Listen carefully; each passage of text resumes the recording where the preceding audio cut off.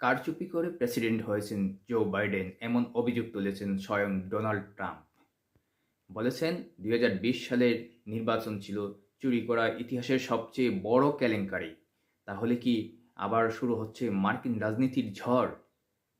দর্শক, আজকের ভিডিওতে স্বাগত জানাচ্ছি আপনাদের। আমি ইকবাল হাসান ফরিদ। আজকের প্রধান খবর, যুক্তরাষ্ট্রের সাবেক প্রেসিডেন্ট ডোনাল্ড ট্রাম্প দাবি করেছেন 2020 সালের মার্কিন নির্বাচন কারচুপি করে চুরি করা হয়েছিল এবং তিনি আহ্বান জানিয়েছেন বিচার বিভাগ অবিলম্বে তদন্তে নামুক।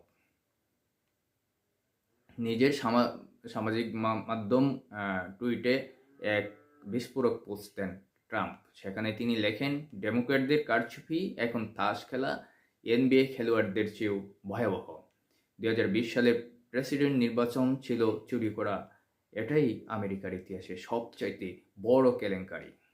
ট্রাম্প আরও বলেন, দেখুন, আমাদের দেশকে একজন দুর্নীতিগ্রস্ত ও অযোগ্য প্রেসিডেন্ট হওয়ার পর দেশ ধ্বংসের পথে।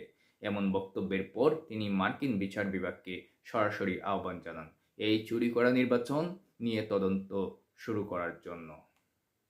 তার সতর্ক বার্তা, যদি এখনই তদন্ত না হয় তাহলে 2026 সালের মধ্যবর্তী নির্বাচনেও একই কারচুপি ঘটবে। ট্রাম্প আবারও আগাম ভোটের বিরোধিতা ও ভোটার আইডি আইন এর প্রতি সমর্থন জানান। তিনি বলেন, ক্যালিফোর্নিয়ায় লাখ লাখ ব্যালট পাঠানো হচ্ছে, এটি আর নির্বাচন নয়, এটি এক নাটক।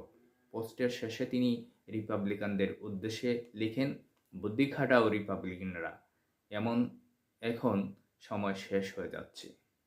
বিশ্লেষকরা বলছেন, ট্রাম্পের এই বক্তব্য 2026 সালের নির্বাচনের আগে মার্কিন রাজনীতিতে আবারও তীব্র বিভাজন তৈরি করতে পারে। ইতিমধ্যে ডেমোক্র্যাট শিবির অভিযোগ করেছে, ট্রাম্প নির্বাচনের আগেই ষড়যন্ত্র তথ্য ছড়িয়ে রাজনৈতিক মেরুকরণ বাড়াতে চাইছেন।